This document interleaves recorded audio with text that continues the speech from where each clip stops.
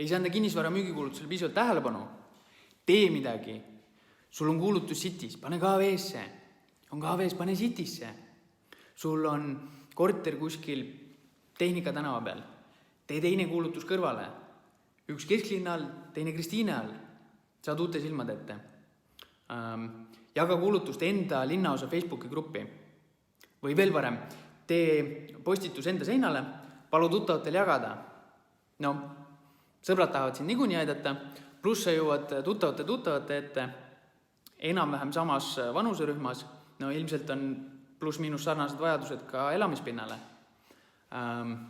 Telli kuulutusele tasemeteenus või see kuulutuse värskendamine. Saadab uuesti kõigile otsiagendi tellinutele kuulutuse laiali. Lase profipildid teha.